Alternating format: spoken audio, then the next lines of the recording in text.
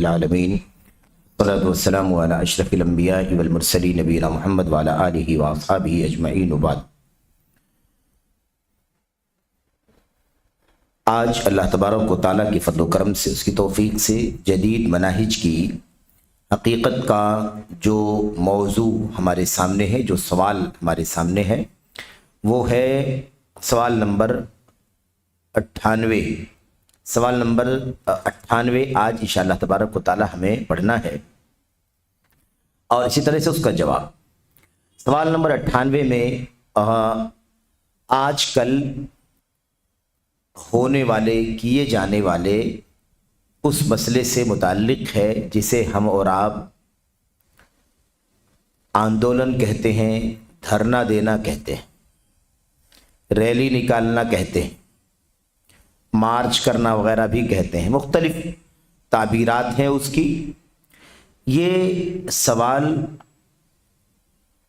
Saudi अरब के माहौल में ख़ास तौर पर या ऐसे ही उन ममालिक के तनाजुर में किया गया है जहाँ पर वली अम्र है, जहाँ पर मुसलमानों का हाकिम है, वली अम्र है। हाकिम के ख़िलाफ़ रैलियाँ निकालना, मुजाहरे करना, धरना देना, रोड जाम करना वगैरह, इस तरह के जो काम होते हैं उससे मुताल्लिक़ है। और ग़ालिबन इसके बाद का जो सवाल है उससे भी, वो भी इसी से मुताल्लिक़ है। तो बहरहाल ये जो आज का अहम सवाल है वो आपके सामने पेश करना है। ऐसे ही उसका जवाब शेख सालेह फौजान हाफिज़हुल्लाह ने इसका क्या जवाब दिया है। और इस सिलसिले में बहुत सारे उलमा जो सलफ़ी मनहज से पूरे तौर पर इत्तेफाक नहीं रखते, बल्कि वो इख्वानियत की फ़िक्र रखते हैं, खुरूज की फ़िक्र रखते हैं, तकफ़ीरी जहन रखते हैं, इस किस्म के बाज़ लोगों के इक़्तिबासात जो उन्होंने मुज़ाहरों और धरनों के सिलसिले में क्या कहा है, उन बातों का भी तज़किरा किया गया है। तो सवाल नंबर 98 और ये हमारी किताब में सफ़ा नंबर 452 पर है। क्या उम्मत मुस्लिमा के मसाइल और मुश्किलात के हल के लिए, क्या उम्मत मुस्लिमा के मसाइल और मुश्किलात के हल के लिए मुजाहरे और आंदोलन वगैरह करना दावत के वसाइल में शामिल है? ये है सवाल। तो सवाल में दो पहलू पूछे गए हैं। एक पहलू तो ये है कि मुसलमानों के मसाइल हैं, मुसलमानों की मुश्किलात हैं, इसका हल करने के लिए क्या मुजाहरा किया जा सकता है, आंदोलन किया जा सकता है, धरने दिए जा सकते हैं, ये एक पहलू है। दूसरा पहलू है कि क्या ये सब काम, मुजाहरे, धरने, आंदोलन, क्या ये दावत के वसाइल में से हैं? क्योंकि ये भी बहुत बड़ा शुबहा और बहुत बड़ा फितना बन चुका है मसला कि अक्सर व बेशतर लोगों ने अपनी हवस और ख्वाहिशात नफसानी को दावत के वसाइल में शुमार करने की कोशिश की। तो ये दोनों पहलू हमें और आपको जहन में रखना है। सवाल असल में जब तक वाज़ेह न हो जाए तब तक जवाब के पहलू वाज़ेह नहीं होते। सवाल तो यूं की वाज़ेह है, यूं तो वाज़ेह है, लेकिन ये नुक्ता रखें कि दो बातें इसके अंदर खास तौर पर हैं। मुसलमानों के मसाइल व मुश्किलात का हल, और ऐसे ही क्या ये दावती वसाइल में से? जवाब शेख सालेह फौजान हाफिज़हुल्लाह इसका मुख्तसर जवाब दे रहे हैं। और जवाब के बाद शेख जमाल बिन फरेहान अल हारिसी रहमतुल्लाह अलैह का जो हाशिया है वो बहुत ही ज़्यादा मुफीद है और इस सिलसिले में आगाह करने के लिए काफ़ी है। शेख सालेह फौजान कहते हैं, हमारा दीन लाकानूनियत का दीन नहीं है। हमारा दीन ला कानूनियत का दीन नहीं, यानी हमारा दीन ऐसा नहीं है कि उसमें कोई निज़ाम नहीं, कोई सिस्टम नहीं, कोई उसूल नहीं, कोई ज़ाब्ता नहीं, कोई कानून ही नहीं। ला कानूनियत वाला दीन नहीं है हमारा कि आप जिसको जो समझ में आए करें। ठीक है भाई, मुश्किल है मुसलमानों को, ठीक है, मुश्किलात हैं मुसलमानों की, तो मुश्किलात और मसाइल का हल करने के सिलसिले में हमारे दीन में कोई रहनुमाई है कि नहीं है? कुरान कोई रहनुमाई करता है या नहीं करता? सुन्नत रसूल सल्लल्लाहु अलैहि वसल्लम में उसकी कोई रहनुमाई है या नहीं है? उम्मत के सलफ, सहाबे किराम, ताबईन, खैरुल कुरून के लोगों ने جب ان کے دور میں مسائل پیدا ہوئے، مشکلات پیدا ہوئیں، تو ہمارے اسلاف نے اپنے مسائل اور مشکلات کے حل کے لیے کیا کیا؟ تو کوئی نظام دین کے اندر ہے یا نہیں؟ تو جو نظام ہے وہ نظام ہمیں بھی یہاں بھی عمل کرنے کی ضرورت ہے۔ وہی قرآن، وہی سنت، وہی صحابہ تابعین کا عمل جو ہے نا، وہ ہمارے لیے آئیڈیل اور نمونہ ہے۔ تو اب سوال جب یہ کیا جا رہا ہے کہ کیا مسلمانوں کے یا امت مسلمہ کے مسائل اور مشکلات کا حل کرنے کے لیے دھرنے دینا اور مظاہرے کرنا، اس کا کیا حکم ہے، کیا یہ جائز ہے؟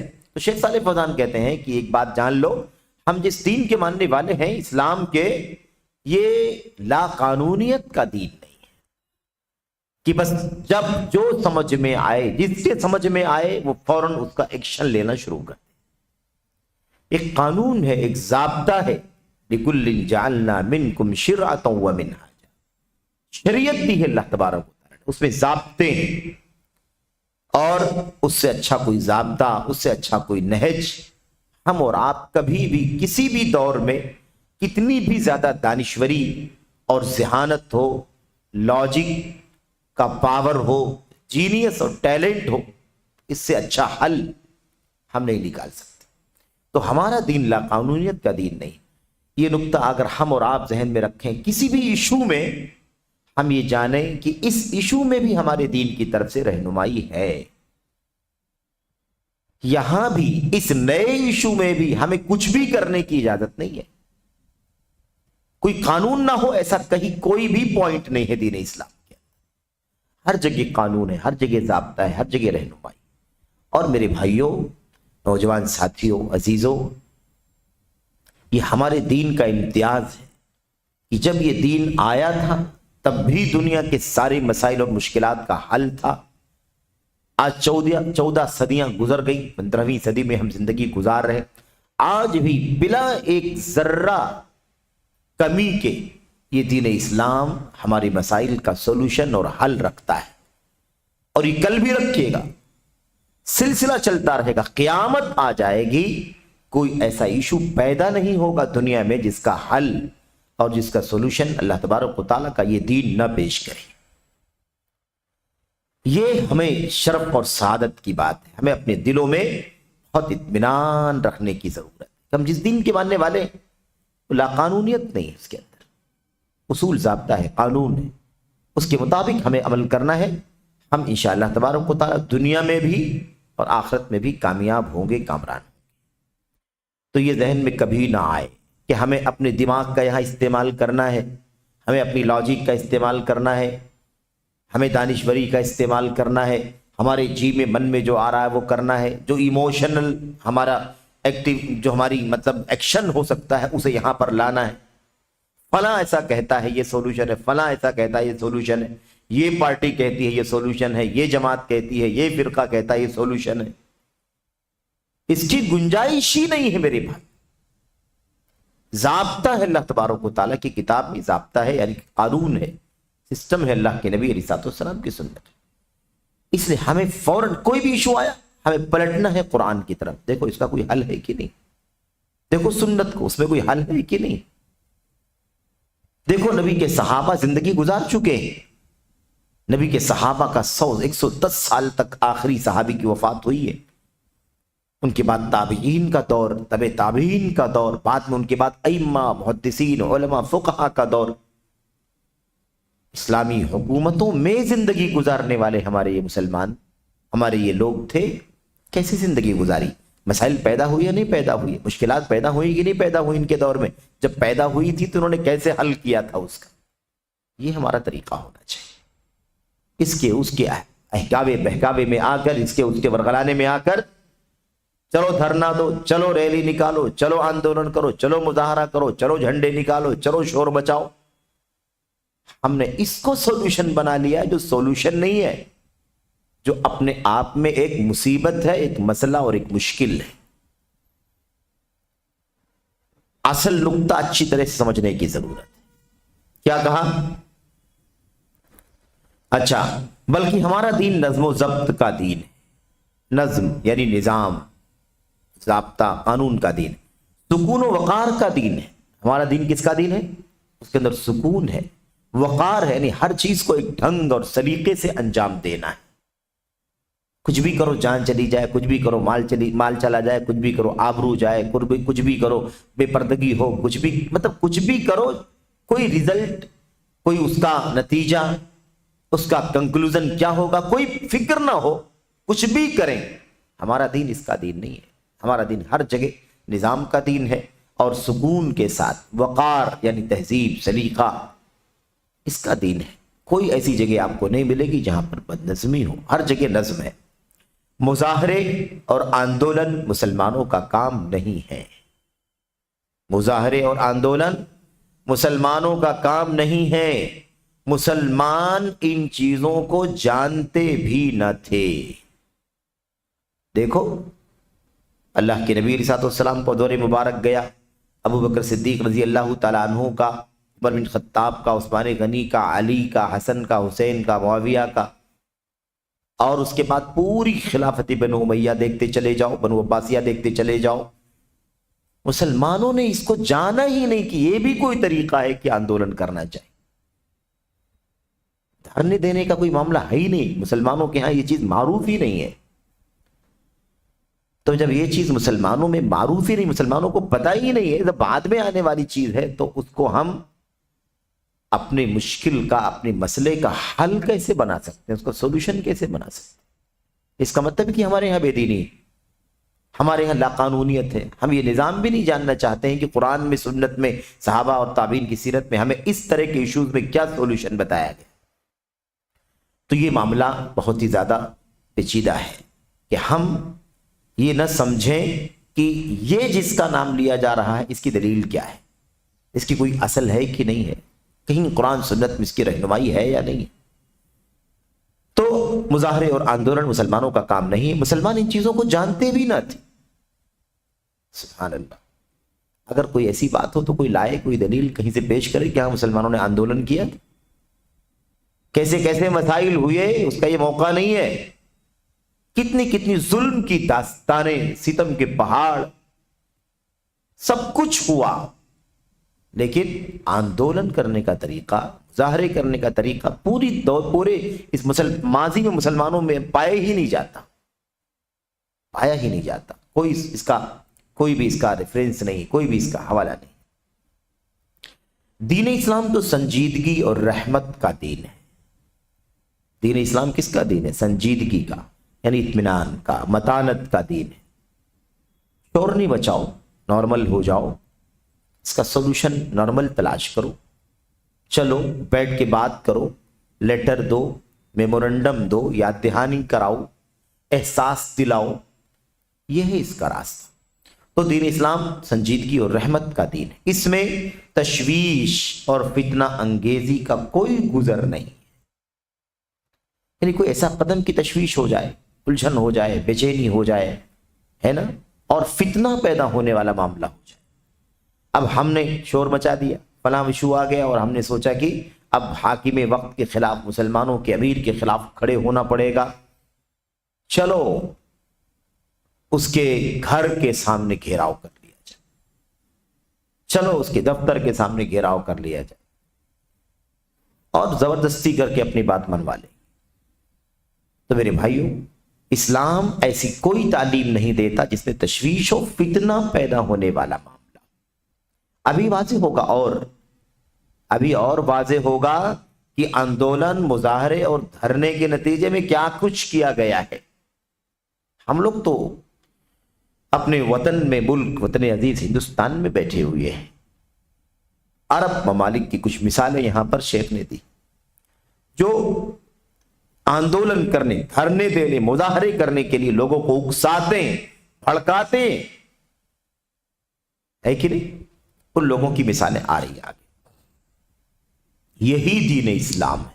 شیخ صالح فوزان کیا کہتے ہیں؟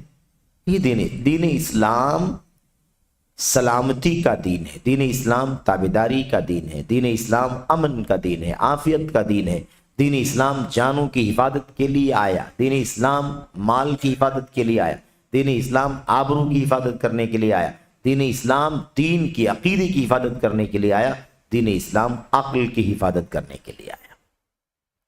5 واجبات، 5 ضرورات خمس جس کو کہا جاتا ہے، جس کے بغیر انسان زندگی ڈھنگ سے گزار ہی نہیں سکتا.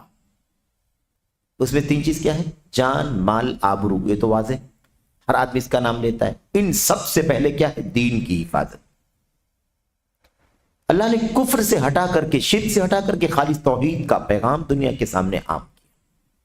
بلکہ یہی توحید ہی اسٹارٹنگ ہے اس دنیا کی شروعات توحید پر ہوئی ہے. دنیا جب قائم ہوئی، اللہ نے انسانوں کو پیدا کیا. پہلے انسان حضرت آدم علیہ السلام، اور اس وقت کوئی شرک کا کوئی گزر ہی نہیں تھا. ساری دنیا اللہ تعالیٰ کی توحید پر قائم تھی. 1000 سال تک کوئی جھگڑا نہیں، کوئی شرک کا، کوئی کفر کا معاملہ تھا ہی نہیں. پیشانی صرف اللہ تبارک و تعالیٰ کے لیے تھی، سجدے اللہ کے لیے، سب کچھ اللہ تبارک و تعالیٰ کے لیے عبادت کے کام کیے جاتے تھے. 1000 سال کے بعد یہ بگاڑ آیا، تو شرک بعد میں آیا ہے. شرک طاری ہے، شرک بعد میں آنے والی چیز. تو کیا ہوا بھائی؟ معاملہ کیا ہے؟ ہاں، بات یہ ہو رہی تھی کہ 5 ضرورات. تو ایمان کی حفاظت. اب شرک کے خلاف اللہ نے کیا فرمایا؟ شرک کرنے والے ہمیشہ ہمیشہ کے لیے جہنمی. مرتد ہونے کی سزا قتل ہے. یعنی اللہ تبارک و تعالیٰ کیا بتانا چاہتا ہے؟ دین کی حفاظت. اور دین ایک ہی دین ہے، اللہ کی توحید. دین کتنا ہے؟ اصل دین ایک ہے. ان الدین عند اللہ الاسلام.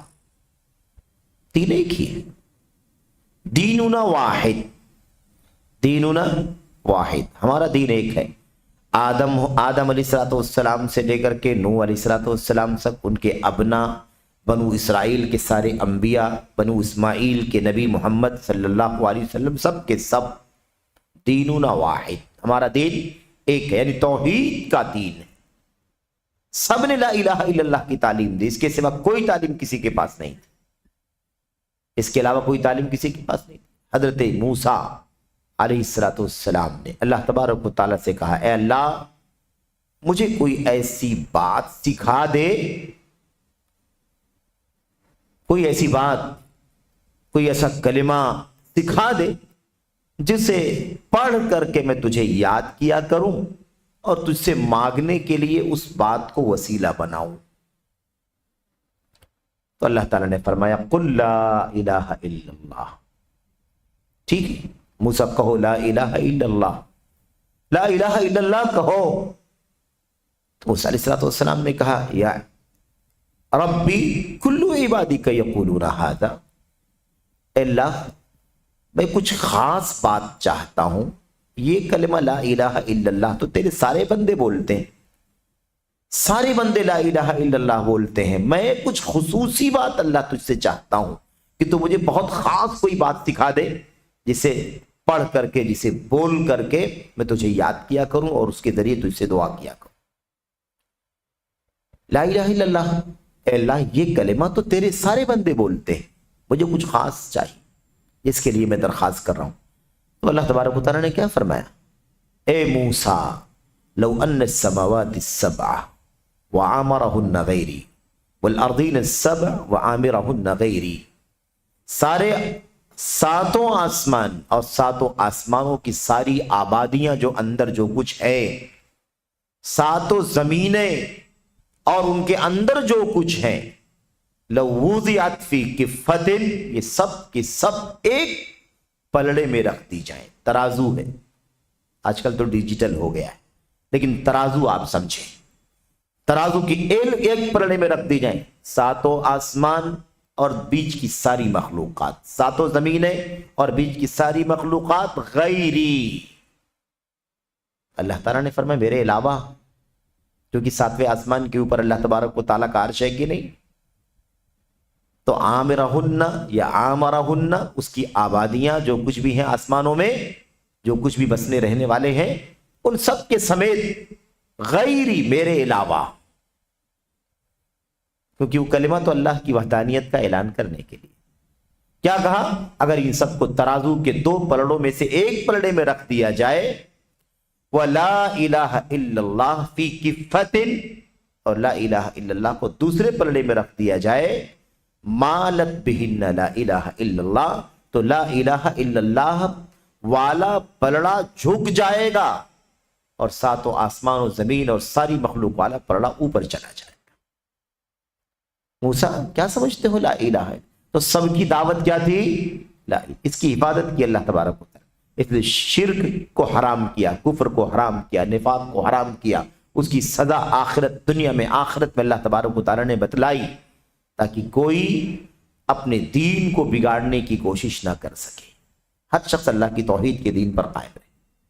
اور اس کے بعد دوسری چیز کیا ہے؟ عقل کی حفاظت۔ یہ توحید کی ہو گئی نہیں، دین کی حفاظت، اور بقیہ یہ جان، مال اور آبرو، 4 ہو گئے، اور 5ویں چیز کیا باقی بچتی ہے؟ عقل کی حفاظت۔ شراب حرام ہے، کیوں؟ اس لیے کہ اللہ تعالیٰ نے عقل دی ہے سلامت رہے۔ شراب پیئیں گے تو عقل پر پردہ پڑ جائے گا، پھر انسان نہیں ہوگا، بدترین قسم کا حیوان بھی جو حرکت نہیں کرتا وہ حرکت کرنا شروع کر دے۔ اس لیے اللہ تعالیٰ نے عقل کی حفاظت۔ بہرحال تو 5 ضرورات، اسلام ان 5 چیزوں کی حفاظت کی ضمانت لے کر کے آیا ہے۔ آندولن کرنے میں جان کے بھی خطرے ہیں، مال کے بھی خطرے ہیں، آبرو کے بھی خطرے ہیں، عقل کے بھی خطرے ہیں، اور دین کا بھی خطرہ ہے، سارے خطرات۔ اس لیے یہ آندولن تو اللہ تبارک و تعالیٰ کے دین سے کوئی لینا دینا، اصل میں یہ دین سے لینا دینا نہیں ہے۔ حقوق کیا کہا؟ یہی دین اسلام ہے۔ حقوق تو اس طریقے کے علاوہ شرعی مطالبہ اور شرعی طریقوں سے بھی حاصل کیے جا سکتے ہیں۔ ظلم ہو رہا ہے، زیادتی ہو رہی ہے، حق نہیں مل رہا ہے ہم کو، ہمارے رائٹس نہیں مل رہے ہم کو، اسلامی حکومتوں کی بات چل رہی ہے جہاں ولی امر ہے، ٹھیک ہے، یہاں اپنے ملک اور وطن کی بات بھی آئے گی ابھی آگے، لیکن ابھی جو بات چل رہی ہے سوال اور اس کا جواب، یہ کس سے متعلق ہے؟ یہ ولی امر، مسلمانوں کے حقوق کے حاکم، اور نظام جہاں اسلام کا چلتا ہو یا مسلمانوں کا ولی امر ہو، اس کی بات چل رہی ہے۔ حقوق نہیں دے رہا ہے۔ حقوق حاصل کرنے کے لیے آندولن کرنے کی، مظاہرے کرنے کی کیا ضرورت ہے؟ حقوق حاصل کرنے کے لیے، رائٹس حاصل کرنے کے لیے اس کے علاوہ بھی تو اور شرعی طریقے ہیں کہ نہیں ہے؟ اور بھی شرعی طریقے ہیں، ان شرعی طریقوں سے اپنے حقوق کا حصول کیا جا سکتا ہے۔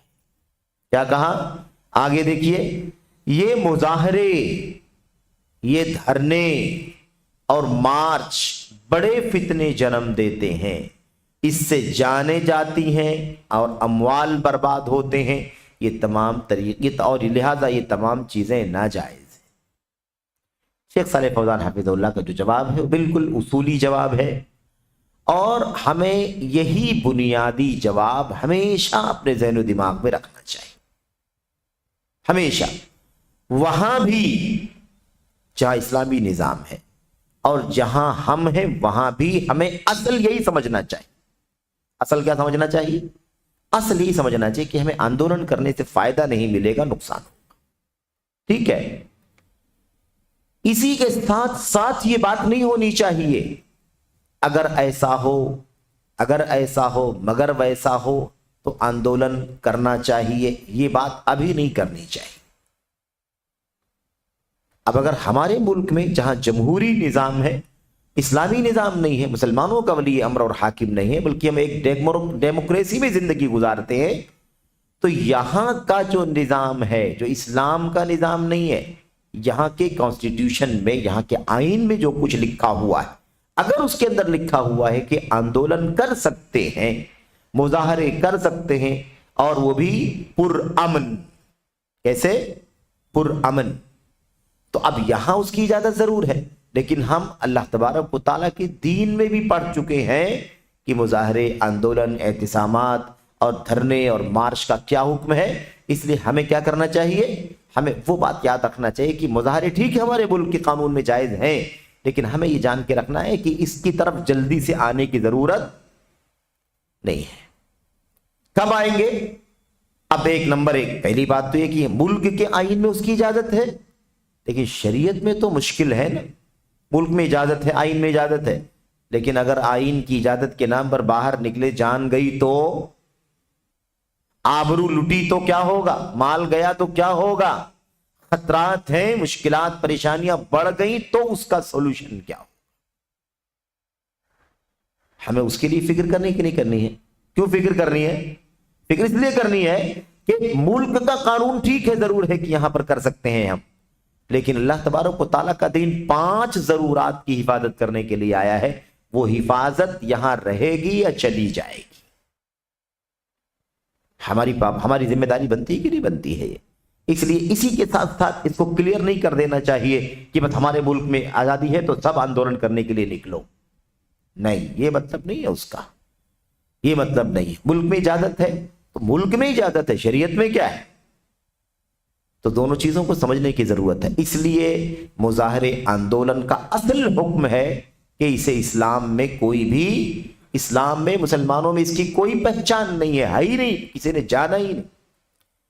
اب کوئی وقت آئے، کوئی ایسا ایشو آئے اور سارے ہمارے بڑے اکابرین علماء اور ذمہ داران اور قائدین اگر یہ سمجھتے ہوں اپنی حکمت سے، اپنی بصیرت سے اور اپنی ریسپانسبلٹی کی ادائیگی کے اعتبار سے کہ اس پوائنٹ پر پرامن مظاہرہ کرنا کچھ کارآمد ہو سکتا ہے، جس میں جان کے خطرے نہیں ہے، مال کے خطرے نہیں ہے، آبرو کے خطرے نہیں ہے اور دیگر نقصانات کا امکان نہیں ہے، سب ساری سیفٹی سیکورٹی طے کر لی گئی ہے، خیر کی امید ہے اور شر نہ آنے کی امید ہے، تو ہم اس وقت اس ایشو میں اپنے علماء کی قیادت میں جیسے ہمارے بڑے اس کی رہنمائی کریں گے اس وقت تو ہم کام کریں گے۔ لیکن ایک کامن فیصلہ کر دینا کہ یہاں تو نہیں منع ہے، یہاں تو ہمارا حق لینے کے لیے ہم کو یہی کرنا چاہیے، جا کے دیکھو ناعاقبت اندیشی کے نتیجے میں کتنے نوجوان اپنے بچوں سے، اپنے ماں باپ سے محروم جیل کی سلاخوں کے پیچھے ہیں۔ ریزلٹ کیا ہے؟ نتیجہ کیا ہے؟ اب نہیں سمجھ میں آتا کہ نتیجہ تو کچھ نہیں حاصل ہوا، نقصان یہ ہو گیا۔ سمجھ رہے ہیں نا؟ اس لیے ایسے آزادانہ بات نہیں کرنا چاہیے، اتنی بات سمجھنی چاہیے کہ اصل یہ ہے کہ اس کی گنجائش نہیں ہے۔ پھر اب اضطراری صورت، حالات اور ظروف کی مشکلات، نازک صورتحال، پھر ہمارے اپنے جو کبار ہیں ان کی رہنمائی، قانونی پرمیشن، اجازت، کنڈیشن، ساری چیزوں کی رعایت کرنے کے ساتھ خیر کا پہلو اگر غالب ہوگا اور حق ملنے کی امید ہوگی، شر کا پہلو معدوم ہوگا، مفقود ہوگا، تو اللہ تبارک و تعالیٰ کی ذات سے امید ہے کہ اس وقت اس کی گنجائش نکلے گی مجبوری کی صورتحال میں۔ لیکن اس کو کامن نہیں کرنا ہے۔ اسلامی نظام میں تو آندولن نہیں ہے، لیکن جمہوری نظام میں آندولن ہے۔ معاملہ اسلامی نظام، جمہوری نظام کے علاوہ اسلام اور مسلمان کس چیز کے پابند ہیں انہیں بھی تو دیکھنا ہے کہ نہیں دیکھنا، جان مال آبرو کی حفاظت ہو رہی ہے کہ نہیں ہو رہی ہے۔ کتنے ایسے واقعات ہیں میرے بھائیوں، کتنی خطرناک ہمارے سامنے صورتحال پیش آئی ہے۔ پھر مردوں کے ساتھ عورتیں بھی ہیں، مردوں کے ساتھ بچے بھی ہیں، بڑی تعداد میں جوان ہیں، سب چاہ رہے ہیں، اللہ جانے کیا حال ہوگا، کیا نتیجہ نکلے گا۔ یہ سب مسئلے کتنا پیچیدہ ہے۔ اچھا، یہ تو ہو گئی بات شیخ صالح بن فوزان بن عبداللہ الفوزان حافظ اللہ کا جواب اور اس سے متعلق بات ہے۔ یہاں پر شیخ صالح فوزان حافظ اللہ کے سوال کے جواب میں، اس جواب کے اوپر شیخ جمال بن فریحان الحارثی رحمت اللہ علیہ نے اپنے حاشیے میں بڑی پیاری بات کہی ہے، اور چونکہ میں وضاحت کر چکا ہوں، یعنی کافی باتیں آ چکی ہیں اس سلسلے میں، ابھی بھی اور اس سے پہلے بھی آئی ہیں، اس لیے صرف اور صرف سرسری طور پر شیخ جمال حارثی رحمت اللہ علیہ کا جو حاشیہ ہے نا، اسے پڑھ لیں۔ اس میں کیا اصل بتائیں گے شیخ؟ اس میں بتائیں گے کہ آندولن اور مظاہرے نہیں ہے اسلام میں، لیکن اس کے باوجود ان علماء نے، ان دعات نے جو فتنہ انگیزی کرنے کے قائل ہیں یا ایسے ہی مسلم حکمران کے خلاف بغاوت کا جھنڈا اٹھانے کے قائل ہیں، لوگوں کو بھڑکانے اکسانے کے قائل ہیں، یعنی اخوانی فکر کے لوگ، تکفیری اور خارجی فکر کے لوگ جو ہیں، اس قسم کے لوگوں نے، یا ایسے ہی، اور اگلے سوال کے جواب میں بات آئے گی، اس سے پہلے اشارہ آیا ہے، حدادی فرقہ جو باہر آ کر کے نہیں بھڑکاتا ہے لیکن بھڑکانے کے کام کو پسند کرتا ہے، اس کی پذیرائی کرتا ہے، اس کی حوصلہ افزائی کرتا ہے، بیٹھے رہتا ہے گھر کے اندر لیکن ساتھ دیتا ہے اندرونی، یہ حدادیوں کا فرقہ ہے۔ तो हमें ये बात मालूम पड़ेगी कि ऐसे चंद उलमा जिन्होंने अरब दुनिया के अंदर, सऊदी अरब के अंदर और दीगर मुल्कों के अंदर आंदोलन, मुजाहरे, धरने, इस सिलसिले में अपनी तकरीरों में, अपनी कैसेटों में, अपने बयानात में कैसे लोगों को भड़काया है, लोगों को तैयार किया। कहते हैं यकीनन जजायर में होने वाली कशाकश, जजायर में बहुत कुछ मसाइल पैदा हुए, उसकी तारीख माजी बिल्कुल करीब में आप सब जानते हैं क्या क्या हुआ। यकीनन जजायर में होने वाली कशाकश यानी टकराव, झगड़े, इख्तलाफ, इसको कुव्वत पहुंचाने में कुछ जज्बाती लोगों की ताईद और हौसला अफजाई का बड़ा गहरा असर रहा है। शेख जमाल क्या कह रहे हैं? आंदोलन तो नहीं है, मुजाहरे नहीं है, लेकिन जजायर में जो कुछ खून बहा है मुसलमानों का, जजायर में जो हजारों लोगों की जान गई है, खून बहा है, कहते हैं उसके पीछे और उस टकराव को ताकत पहुंचाने में कुछ जज्बाती लोगों की ताईद यानी उनका सपोर्ट और हौसला अफजाई का बड़ा गहरा असर रहा है। यानी जो कुछ वहां पर हुआ है ना, वो ऐसे नहीं हुआ है। कुछ जज्बाती लोगों की तकरीरें सुनते थे, वो जज्बाती लोगों की वीडियो ऑडियोज और उनकी तकरीरों को, उनके खिताबात को, बयानात को सुनते थे और सुन सुन करके उनके यहाँ जज्बातियत और गर्मी आई, जिसकी वजह से वो टकरा गए और न जाने कितनों की जानें चली गई। यानी ये नुकसान बता रहे हैं कि मुजाहरे का नुकसान क्या होता है, आंदोलन का नुकसान क्या होता है। देखो जजायर में खून की नदियां बह गई। क्या कह रहे हैं आगे? कहते हैं जो बरंगेख्ता करने यानी भड़काने और फितना अंगेजी पर उभारने में मशहूर हैं। बाज ऐसे मौलवी, बाज ऐसे लोग, बाज ऐसे दुआत, बाज ऐसे उलमा जो जज्बाती और भड़काऊ तकरीरें करने में मशहूर हैं, मारूफ हैं, ऐसे लोगों की भड़काऊ तकरीरों का बड़ा गहरा असर रहा है उन फितनों में जो जजायर में हुआ है। अब उसके बाद मिसाल कह रहे, मिसाल के तौर पर शरहुत्तहाविया नामी कैसेट का मुकर्रिर। शरहुत्तहाविया उन्वान क्या है दर्स का, तकरीर का? शरहुत्तहाविया, तहाविया की शरह, अकीदे तहाविया की शरह। भाई वो अकीदे की किताब है, अहले सुन्नत वल जमात का अकीदा उसके अंदर है, उसकी शरह करने का उन्वान। उन्वान तौहीद का, अकीदे का अल्लाह तबारक व तआला की, और उस उन्वान की कैसेट में, तकरीर में क्या कहा जा रहा है? कहते हैं इस नाम की कैसेट का मुकर्रिर सफर अल हवाली, सफर अल हवाली, कैसेट नंबर 2185, जो नंबर लिखा हुआ है, जजायर की जबहतुल इनकाज। जजायर की एक पार्टी है, जजायर की क्या है? एक पार्टी है, एक फ्रंट है जिसका नाम है जबहतुल इनकाज। इसका माना होता है बचाव का फ्रंट, नजात का फ्रंट। यानी गोया कि उन्होंने ये कहा कि हम लोग सारे फितनों को दबा देंगे और सब नजात पा जाएंगे, सब लोग आफियत में जिंदगी गुजारेंगे, जबकि वो इस्लाम को तबाह करने का फ्रंट है। नाम रखा जबहतुल इनकाज, जबकि वो जबहतुल हलाक, हिलाकत का फ्रंट। लेकिन क्या नाम रखा? बचाव का, नजात का फ्रंट। उसकी तारीफ करते हुए कहता है सफर अल हवाली, इस जबहतुल इनकाज की जो जजायर की पार्टी है, इसकी तारीफ करते हुए कहता है। अल्लाह अकबर।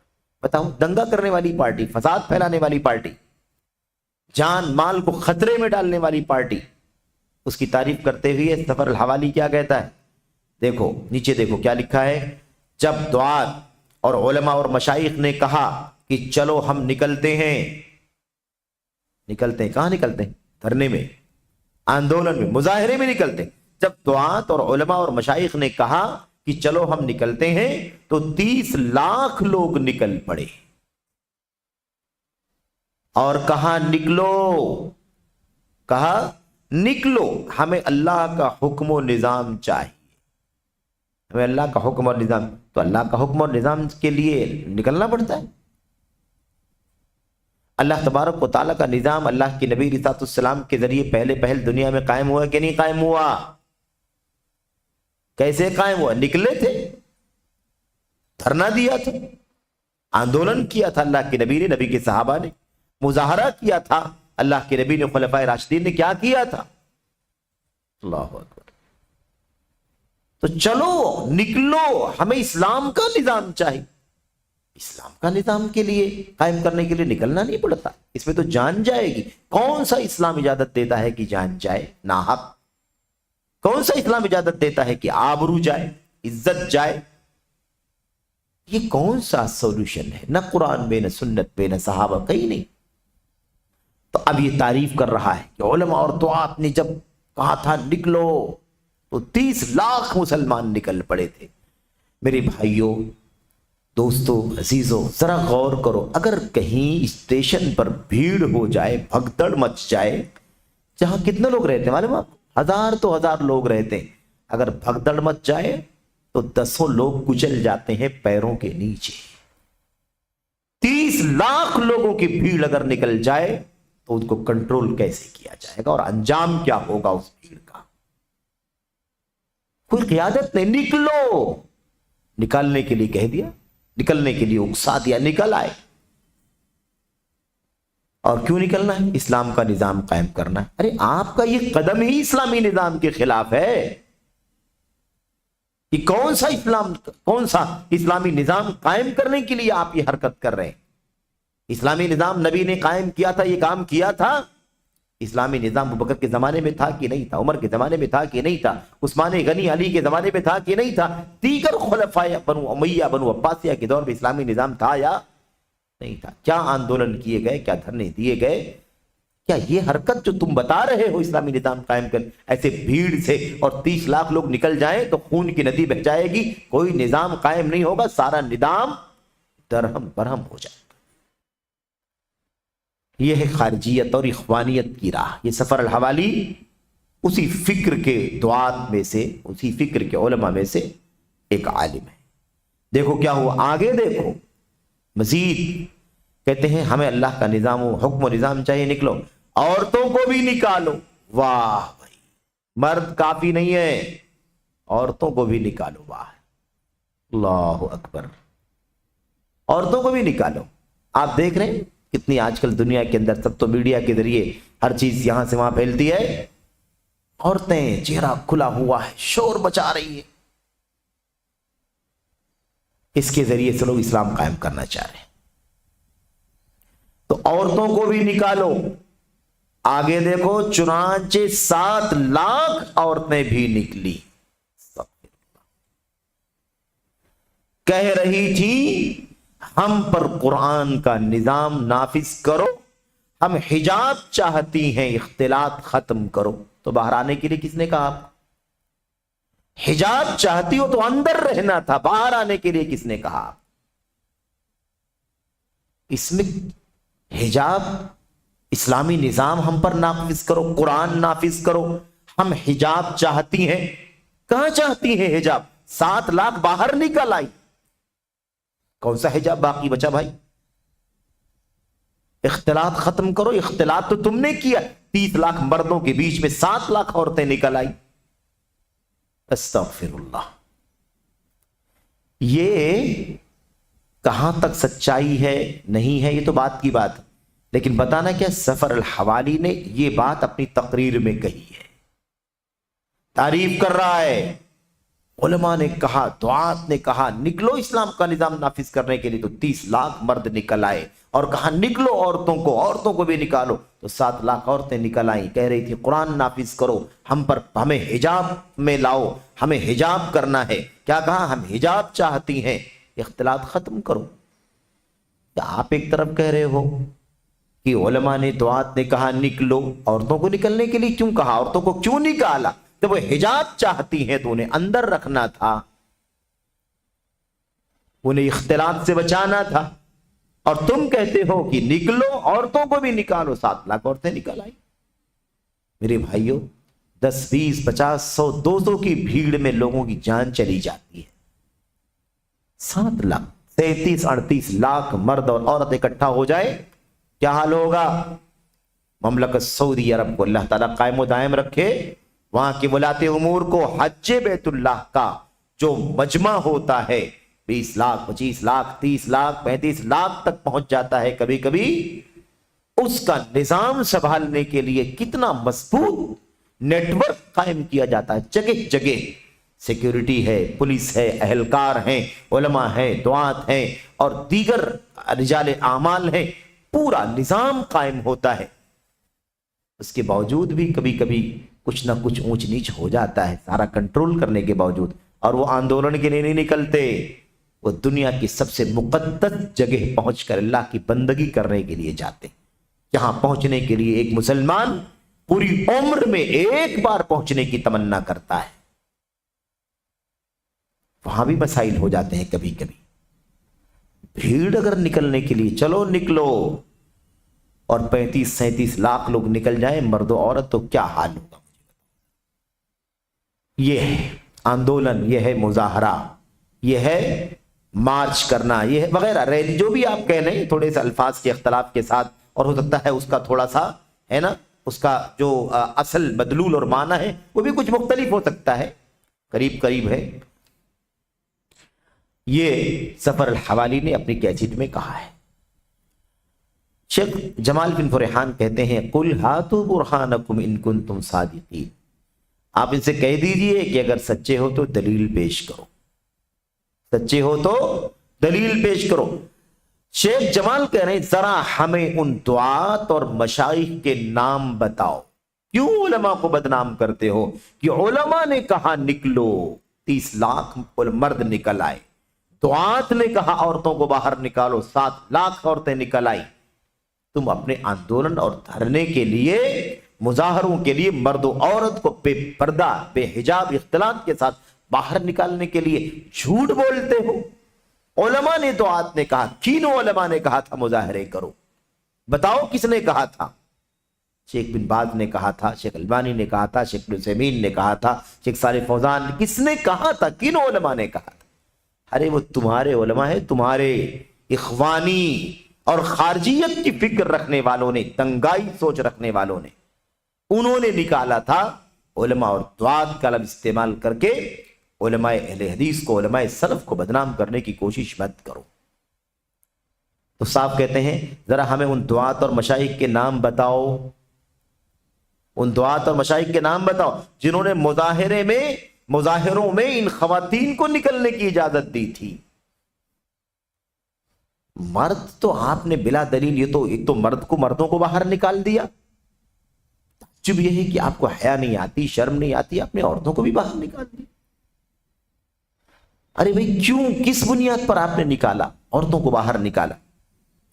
हम ताकि क्या कहते हैं, इजाजत दी, ताकि हम उनकी शनाख्त कर सकें, ताकि हम उनकी पहचान कर सकें कि ये उलमा दुआत हैं जिन्होंने औरतों को बाहर निकलने के लिए कहा था, ताकि हम शनाख्त कर सकें और उनसे बचें और लोगों को भी बचाएं, क्योंकि ये फितना और मुसीबत के दुआत हैं। ये किसके दाई हैं, फितने के दाई हैं, मुसीबत के दाई, दुआतुल फितना वल बला, ये फितने और मुसीबत के दाई हैं। ये तो हो गई एक बात। अब ये आपने समझ लिया ना कि इख्वानियों का ये नजरिया है, दंगे इस्लामी हुकूमत के नाम पर न तौहीद की तालीम, न सुन्नत की तालीम, सूफियत की, बदअकीदगी की तालीम, दंगे जान माल आबरू का की हिफाजत का कोई ख्याल नहीं, और इस तरह से इस्लामी हुकूमत कायम करने की ये बात करते हैं। मुजाहरे करो, दंगे करो, वावेले मचाओ और इसके जरिए से, भीड़ के जरिए से अपनी ताकत को मनवा करके जो भी चाहो करो। इस्लाम चाहते हैं, इस्लामी निज़ाम चाहते हैं। इससे पहले भी बात आ चुकी है कि इनके इस्लामी निज़ाम के क़याम इससे पहले हुए। जब इनके इस्लामी निज़ाम इनके कहने के मुताबिक कायम हुए, तब तक कौन कौन सा निज़ाम इन लोगों ने कायम किया। हुकूमत चाहिए इस्लामी निज़ाम का धोखा दे करके, हुकूमत चाहिए। मिस्र में इनकी हुकूमत आई, कौन सा इस्लाम नाफिज किया, शोर मचने लगा। आपने कहा था कि हम आएंगे, हमारी हुकूमत आएगी तो इस्लाम नाफिज करेंगे। कहां इस्लाम नाफिज कर रहे हो तुम? तो कहा कि इस्लाम कहां नाफिज कर सकते हैं, सबको आज़ादी है, जैसे चाहो जिंदगी गुजारो। ये आमतौर पर इनका तरीका है, एक नहीं ऐसी मिसालें और भी। तो बहरहाल कहते हैं साफ साफ। उसके बाद एक दूसरी मिसाल दे रहे हैं आइज करनी की। एक दूसरे शख्स आइज बिन अब्दुल्ला अल करनी की बात सुने, जो जुमे के खुतबे में कहता है, अल्लाह की कसम जिसके हाथ में मेरी जान है, जज़ायर से मुताल्लिक ही, अल्लाह की कसम जिसके हाथ में मेरी जान, कसम खा करके, देखो अल्लाह की कसम खा करके आदमी कहता है, اللہ کی قسم جس کے ہاتھ میں میری جان ہے، جزائر میں شریعت الہی کے نفاذ کا مطالبہ کرنے کے لیے ایک ہی دن میں 7 لاکھ باحجاب مسلم خواتین نکلی۔ اللہ کی قسم کھا کر کے اتنی بڑی بات کہنا، 7 لاکھ عورتیں نکلی، باحجاب نکلی۔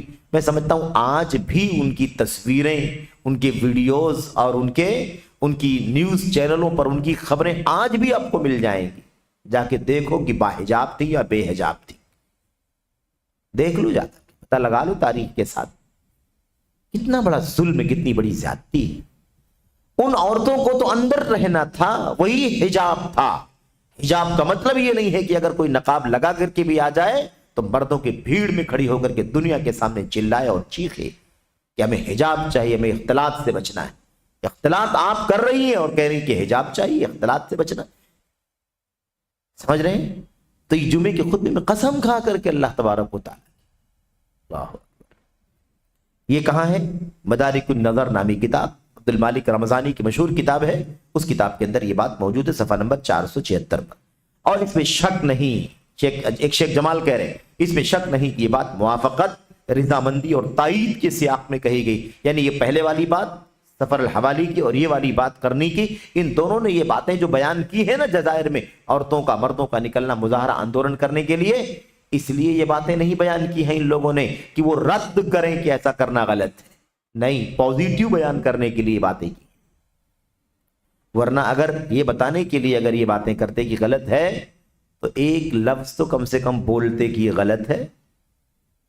تعریف کر رہے ہیں، پذیرائی کر رہے ہیں، اسلامی نظام نافذ کرنے کے لیے جزائر میں لوگوں نے آواز دی تو 30 لاکھ مرد نکل آئے، 7 لاکھ عورتیں نکل آئیں۔ اس لیے تم کو بھی چاہیے کہ تم مظاہرے کر کے اپنی باتیں منوا لو، یہ ہے ان کا مقصد۔ کہتے ہیں انکار کہاں ہے؟ کہاں انکار ہے، کہاں نکیر ہے کہ ایسا کرنا غلط؟ ایک لفظ بھی نہیں کہا، نہ اس نے کہا سفر الحوالی نے، نہ اس نے کہا عائض القرن، کسی نے یہ بات نہیں کہی۔ میں پوچھنا چاہتا ہوں، شیخ جمال کیا کہتے ہیں، میں پوچھنا چاہتا ہوں، آخر تم نے ان ہزاروں بلکہ دسیوں لاکھ انسانوں کے اتنے بڑے جم غفیر کو شمار کیسے کیا؟ کیسے کاؤنٹ ہوا بھائی؟ 30 لاکھ لوگ تھے، 30 لاکھ لوگوں کی کاؤنٹنگ کیسے ہوئی؟ اگر کہیں کاؤنٹ کرنا ہوتا ہے تب بھی کچھ نمبرز فرق پڑ جاتے ہیں، نظام سسٹم بنا ہوتا ہے تب بھی۔ آپ نے کیسے گنا کہ وہ 30 لاکھ لوگ تھے؟ یہی تو کہا ہے، 7 لاکھ عورتیں تھیں۔ تم اللہ کے سامنے اتنی بھاری قسم کا کیا جواب دو گے؟ اللہ کی قسم کھا کر کے بولے ہو نا، اللہ کے سامنے جواب کیسے دو گے؟ قسم کھا کر کے بول رہے ہو۔ نمبر 3، تم عورتوں کے نکلنے کو کیسے برداشت کرتے ہو؟ مردوں کے آندولن کی بھی گنجائش نہیں ہے تو تم عورتوں کو نکالنا کیسے برداشت کرتے ہو؟ نمبر 4، تم مسلمانوں کے اس شور و غوغا اور فتن و فساد کو کیسے برداشت کرتے ہو؟ شور و غوغا یعنی وہی ہے نا، چلانا، چیخنا، آواز لگانا، ایسے آواز لگاتے ہیں نا سب زور سے اپنی آواز پہنچانے کے لیے، یہ طریقہ چلتا ہے۔ تو کہتے ہیں کہ تم مسلمانوں کے شور و غوغا اور فتن و فساد کو کیسے برداشت کرتے ہو؟ حالانکہ تم دعات ہو، مربی ہو، رہنمائی کرنے والے اور اپنے دعوے کے مطابق واقع کے جاننے والے ہو۔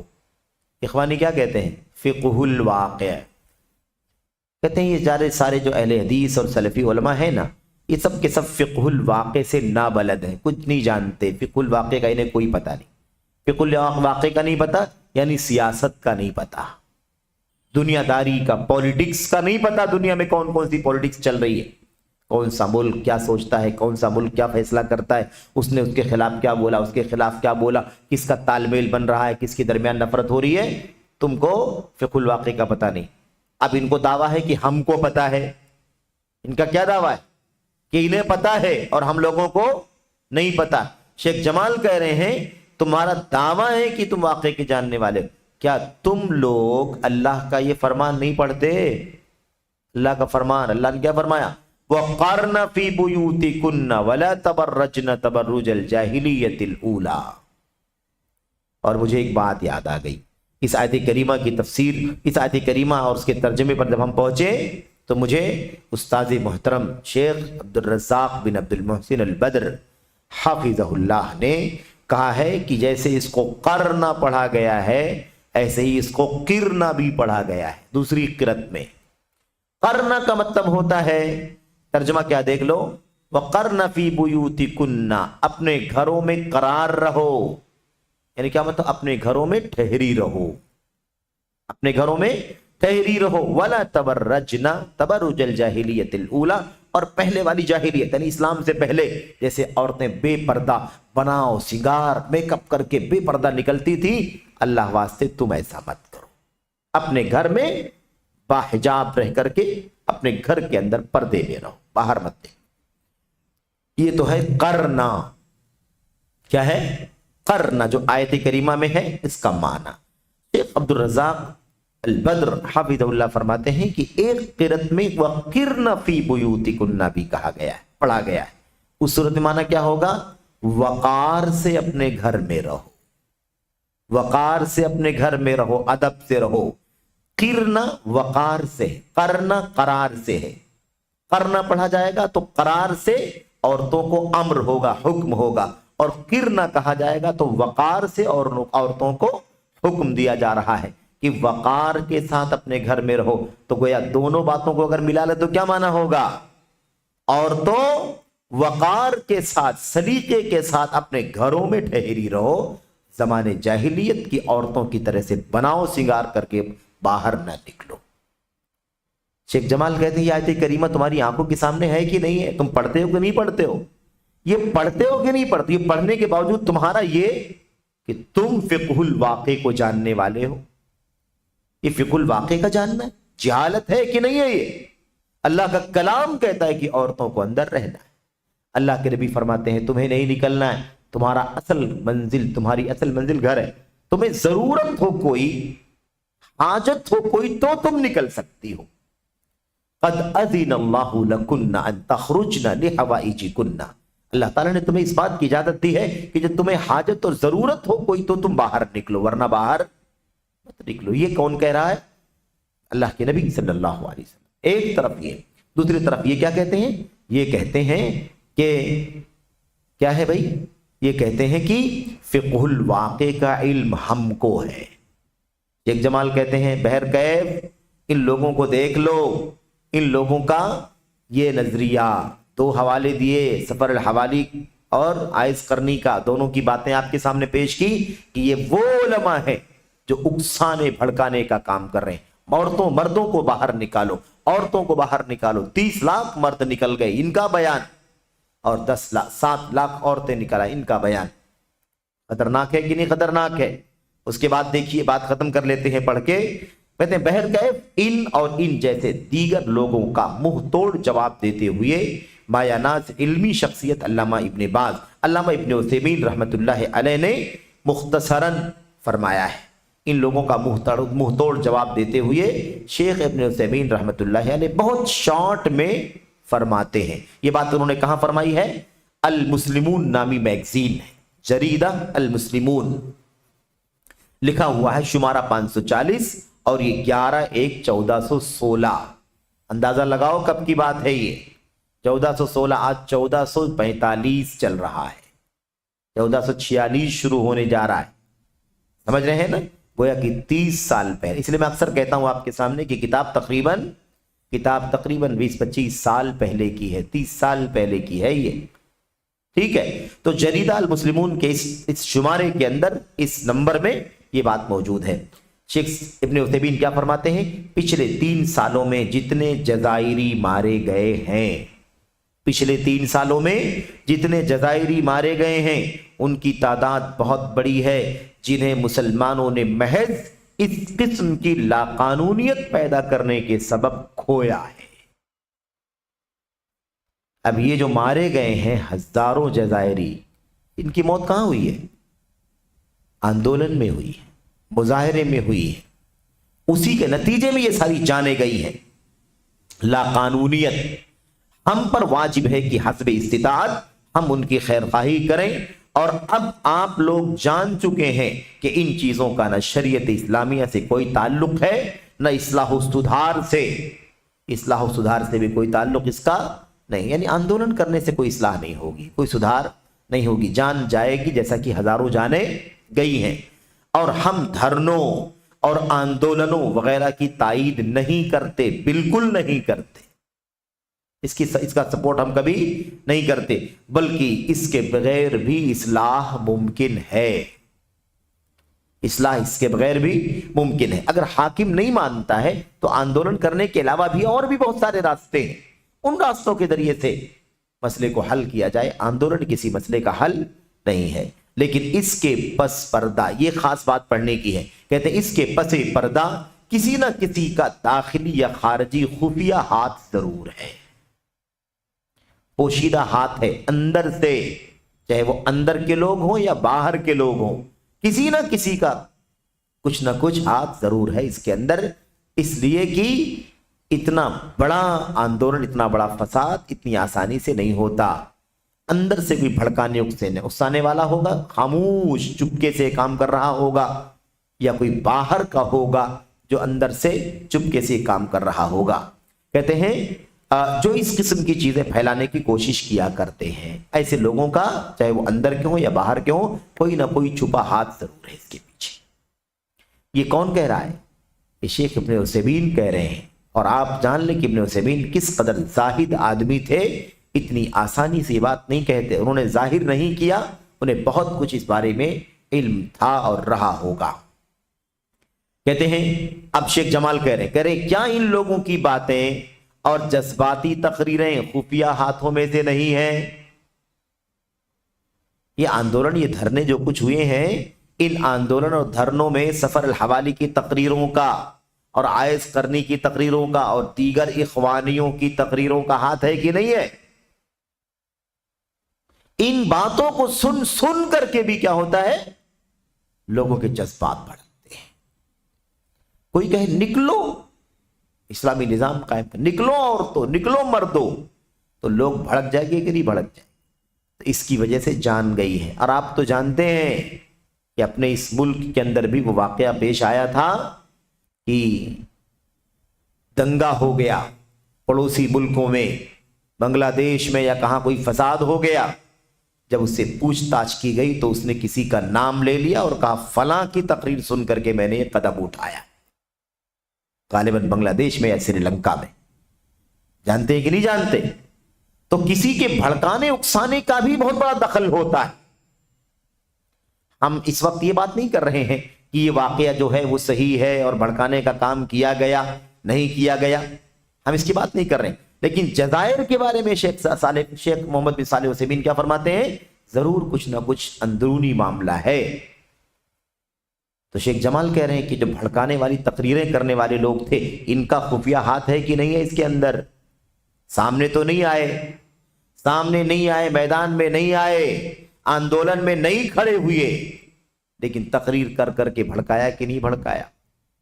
جمعے کے خطبے دے دے کر کے بھڑکایا کہ نہیں بھڑکایا؟ یہ بھی خفیہ ہاتھ ہے۔ یہ بھی کیا ہے؟ یہ بھی خفیہ ہاتھ ہے جس کے ذریعے سے جانے گئی۔ خیر، نوٹ کرنے کی بات یہ ہے کہ شیخ ابن عثیمین رحمہ اللہ کا فتویٰ اشارہ کردہ دونوں لوگوں کی تائید و برانگیختگی کے بعد آیا ہے۔ سفر الحوالی والی بات اور عائز کرنے والی بات جو ہم لوگوں نے پڑھا بھی، ان دونوں کے بعد ابن عثیمین رحمۃ اللہ علیہ نے یہ بات کہی ہے کہ کسی نہ کسی کا خفیہ ہاتھ ضرور ہے۔ اس سے سمجھ میں آتا ہے کہ ابن عثیمین رحمۃ اللہ علیہ کیا کہنا چاہتے ہیں، خفیہ ہاتھ کا مطلب کیا ہے؟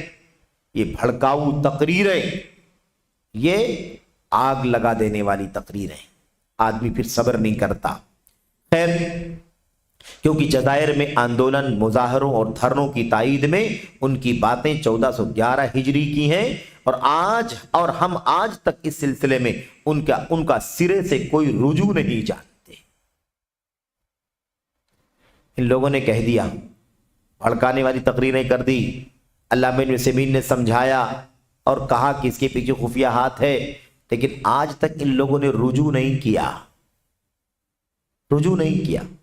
جیسے ان کا موقف تھا، ان دونوں کا آج بھی ان کا موقف، یعنی اس کے بعد بھی ان کا موقف وہی رہا۔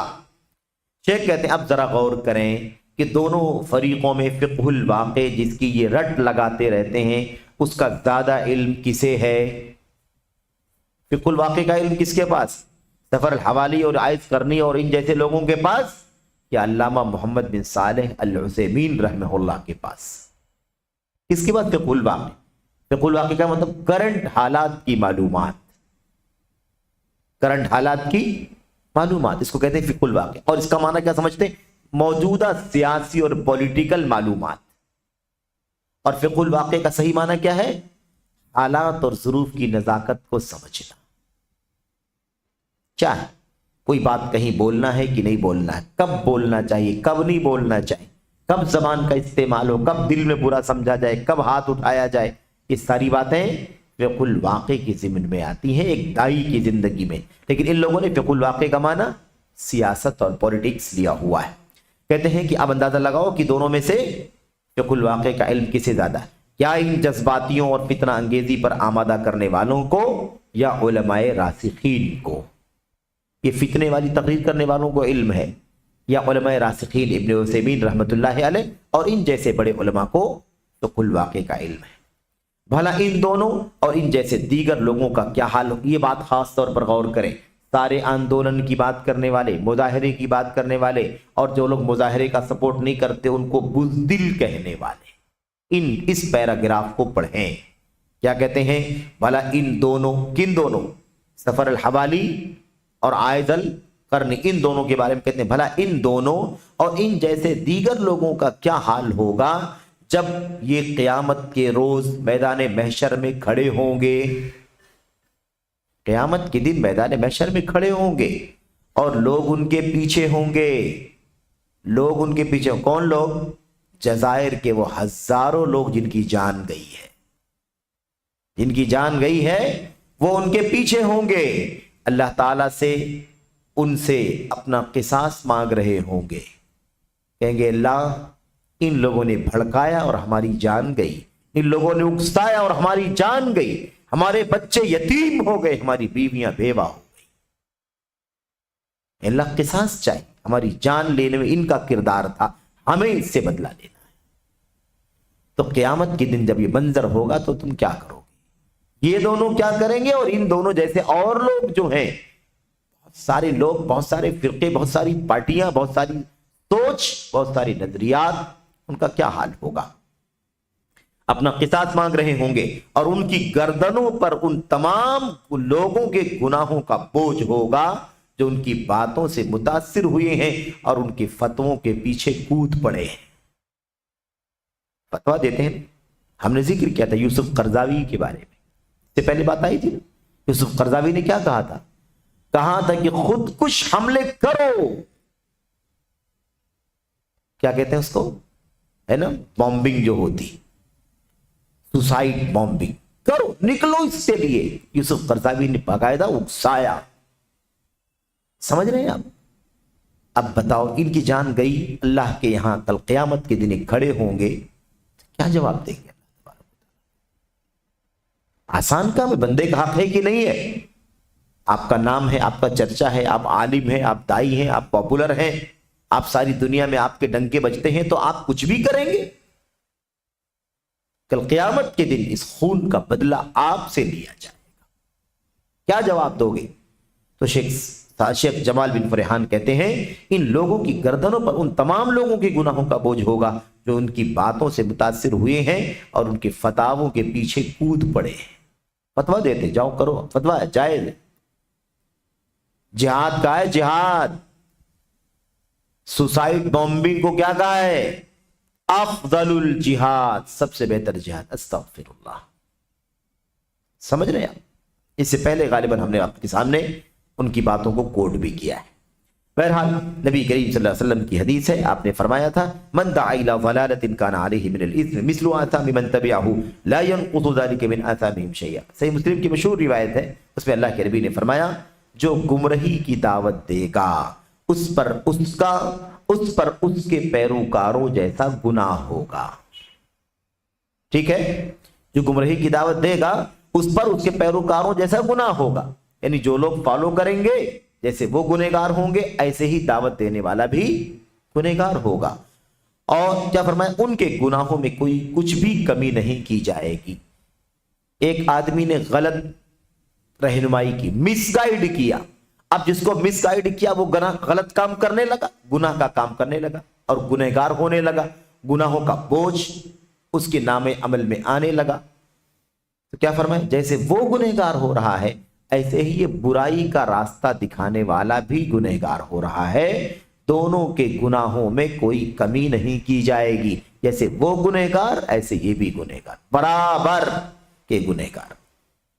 تو اب جس نے بھڑکایا اس کا بھی گناہ وہی ہوگا جو گناہ بھڑکنے والے کا ہوگا، جو گناہ بھڑکنے والے کا اور بھڑکنے کے بعد غلط قدم اٹھانے کا ہوگا، وہی گناہ کس کا ہوگا؟ بھڑکانے والے کا ہوگا. اس لیے کوئی بھی ہم کو نہ ورغلائے، کوئی بھی نہ اکسائے. آئے دین یہ مسئلے آتے ہیں، ماضی قریب کے اندر وہ سب لشکر وشکر کے فتنے، دنگائیوں کے، فسادیوں کے، ہے نا، ان لوگوں نے نہ جانے کتنوں کو ورغلایا، بہکایا. اور ابھی آئی ایس والوں کا فتنہ، کتنے لوگوں کو بھڑکایا، بہکایا. یہ سب دنگائی ہیں، فسادی ہیں، مجرم ہیں. اللہ کا دین ان سے بری ہے اور یہ اللہ کے دین سے بری ہے. نہ ان کا اللہ کے دین سے، اسلام سے کوئی تعلق، نہ اسلام کا ان سے کوئی تعلق. سمجھ رہے ہیں آپ؟ اس لیے ہمیں چاہیے کہ ہم کیا کریں؟ ہم کتاب و سنت کے اصولوں سے ہی وابستہ رہیں، اسی کی رہنمائی پر آگے قدم بڑھائیں. کتاب و سنت کے اصولوں کو نبی کے صحابہ اور تابعین نے کیسے سمجھا ہے اسی طریقے سے سمجھیں اور ہر دور میں عمل کریں. یہ ہماری اور آپ کی ذمہ داری ہے.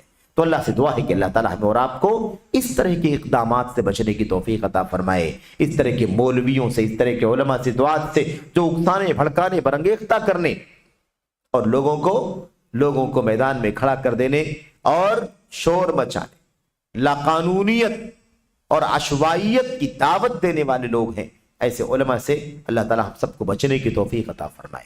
اندر کے ہوں یا باہر کے ہوں، کہیں کے بھی ہوں، اللہ تعالیٰ اس فکر سے بچنے کی توفیق عطا فرمائے. آمین یا رب العالمین. وصلی اللہ وسلم وبارک علی نبینا محمد وعلی آلہ وصحبہ اجمعین. والسلام علیکم ورحمۃ اللہ وبرکاتہ.